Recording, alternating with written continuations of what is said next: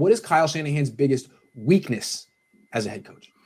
I think I'm going first. I think the obvious one. His ego. His ego. Come on, man. We've seen it in his play calling. We've seen it in his personnel decision. His personnel decision is the one that kills it the most, I feel. It's always head scratches like, what's going on here, man? Why'd you do that? Why are you playing this guy? Why is he starting? What's going on here? It just never fails because he just wants to make himself look good, man. It's no matter. He's a great adaptable coach. But when his ego gets tapped into, his ego is not as terrible as about half of these coaches in the league, but it does play to a degree where it caps his team and his offense. And it's just such a even the defense to a certain extent. Like, I'll never stop thinking about, like, wow, he really decided saying, hey, Brian Allen, get the start instead of Ahkello Witherspoon because Witherspoon's in my doghouse. Like, can you believe that? It's just so despicable. Why? Yeah. It's just his ego, pride, so much, all of that. If he can just taper that down, which he's not, of course he's not, then somehow this team ceiling gets higher and he can even tap out, and then it just gets better and better as the years go on for him. To kind of switch up the answers a little bit, this isn't the biggest weakness, but just to raise awareness towards Deebo Samuel's injury against the Patriots. He plays his starters deep into blowouts. There was a handful of blowouts this year against the Jets, against the Giants, against the Patriots. And if you go back and look at those games, and even on the other side of the equation, when they're getting blown out by 20-plus points, he has his starters in the game deep in the fourth quarter. And even last season too, Nick. Last season too. So his awareness when the team is up and when to pull the starters and insert the backups to eliminate risk needs to improve. Because this team, the hope is that they're going to continue to be championship contenders in the coming seasons, the upcoming seasons. And if he doesn't improve on pulling the starters, there's just more risk there. And this team already has battled the injury bug enough, and eliminating risk is something Kyle Shanahan needs to do. And a way to do that is pulling your starters when the game is out of reach in the fourth quarter. Decision-making. Love it. Decision-making. Maverick. Yeah, I'd go a little bit on that. I think he's one of the smartest coaches, definitely smartest offensive minds, one of the smartest head coaches in the NFL. But I think sometimes he's too smart in a way where he knows he's going to be right, and sometimes his decision isn't always the right one. I would like a coach in there that you've been saying this for 2 years now, Grant, that is kind of the anti-Shanahan that pulls him back a little, because I think sometimes he's so smart that it goes overboard. And I think if he went simple a couple more times, he'd be better. But I still think one of the best minds in the NFL. And I think with more experience, he'll learn from those mistakes and be better in the coming years. Real quick, Jack, it was interesting. The other day, Robert Saleh called him one of the greatest offensive coordinators of all time, which is it's praise, but it's also, he called him an offensive coordinator. Yeah. Jack.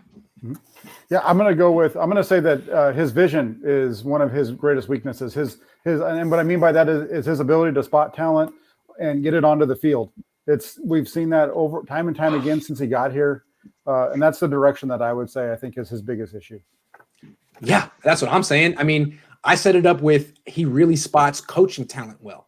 He can see, this guy's going to be a great defensive coordinator, even though he's been a linebacker coach for 3 years. He's great at that. He's not so great with the players. He has preconceived notions of these players. This guy's a good right tackle because I drafted him with the 9th pick. And it takes him like 3 years to finally see the truth. He still thinks Mike McGlinchey's good. It might take him another year and a half to come to the realization that he's got a lemon at right tackle. It took him 2 years to figure out that Jeff Wilson Jr. is better than Tevin Coleman. I mean, he could spot Robert Saleh from a mile away, but he can't look at his own players and figure out who should start at running back? Come on, Kyle. To me, that's, again, another marker of a coordinator. He's stuck on who he likes, who he thinks should work. And a head coach says, Kyle, just open your eyes, man. Come on. I know you like this guy. I know you believe in this guy, but until he proves it, we're going to go with the guy who's proving it every day in practice. That's, to me, one of his biggest things is personnel decisions, dude. Personnel. Yeah, you look at this year and you keep seeing on Twitter and different places how the 49ers would have been in the playoffs if they just had a good quarterback. Well, that's on Kyle. That's on Kyle and John Lynch. They didn't make any moves in the quarterback room since they brought Garoppolo in. They just kept rolling with the same guys. And so, if you think that if you're going to blame the quarterbacks, you're at the same time you're blaming Shanahan and Lynch for the guys that they put in there. Jose. And I bet you, and that's why I think this year is the real, or even last year when they flirted with Brady, and that's why I think this year is the most controversial. Jimmy could actually get moved, and why Kyle's not saying, "Hey, he will be and is our starting quarterback." It's because he didn't pick him. Otherwise, if you did pick him, I bet you he'd be more steadfast and stubborn, saying, "Hey, Jimmy's going to be our quarterback in 2021 for sure. Stop asking me." He'd be more adamant about it. Versus that was Lynch's pick, and he's already admitted, saying like, "Yeah, Lynch surprised me in the trade. We just rolled with it," and he had to feel compelled and forced, like, "Damn it, we got this guy. We have to kind of roll with him a little bit, just to do it, see what we can do. And let's just roll the dice." And then 2019 happened. But now that it's not panning out, the money's not working out for him for his availability, and he's limited. It's like, all right, it's done. I can't. He's moving off. If he moves off Garoppolo now, that's a good time.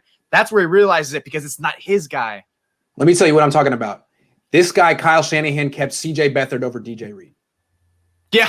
DJ Reed is a good player. He's starting for your division rival, and he's starting there because you wanted to keep C.J. Beathard. That's Kyle Shanahan in a nutshell. That's Kyle.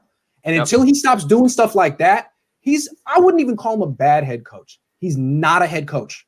He is a top-level coordinator who is not a head coach. And I'm scared for what this team is going to go through when they lose Saleh, because Saleh has all the qualities of a head coach. Remember, coordinators and head coach's job have no overlap.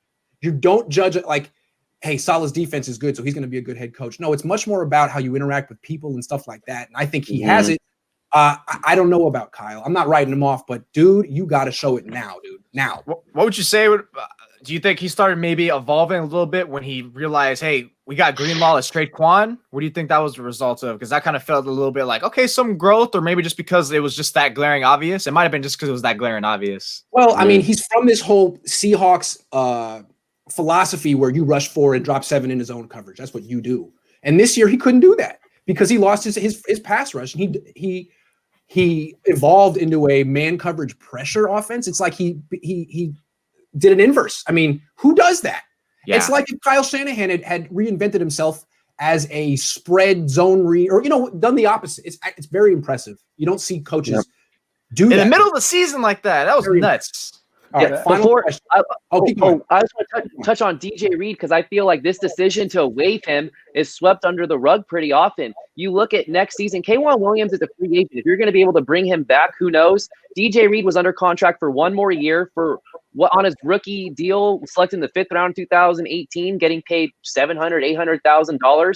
You would have saved so much money keeping him on the roster, and you would have had K'Wan Williams fallback option in place. And Jamar Taylor's coming off an ACL injury. If they can't bring back K'Wan Williams, who is arguably the best playmaker in the secondary, that's why it was such a bad decision to let go of DJ Reed. Guys who made the team over DJ Reed: C.J. Beathard, Trent Taylor, Dante Pettis, Dante Johnson. Who am I? I mean, come on, Stiffs made the Tom team. Compton.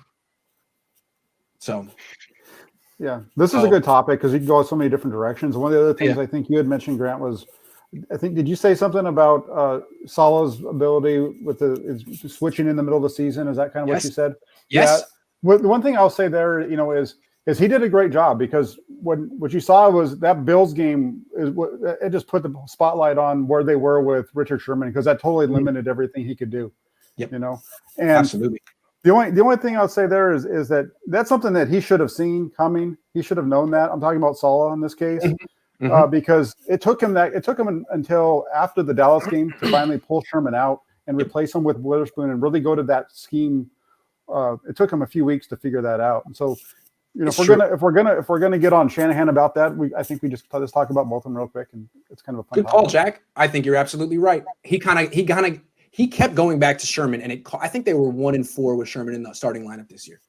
You forgot to keep going on with the list of players that DJ got over. Mike McGlinchey. I just wanted to say. Solomon Thomas. I mean, a bunch of bums made the team over DJ Reed. Trent Taylor, that guay. Okay. Didn't they also say when they waived him, they said, "Oh, we thought we were going to be able to pick him up." Like Jared McKinnon, Evan Coleman. Come on, Jared McKinnon been done.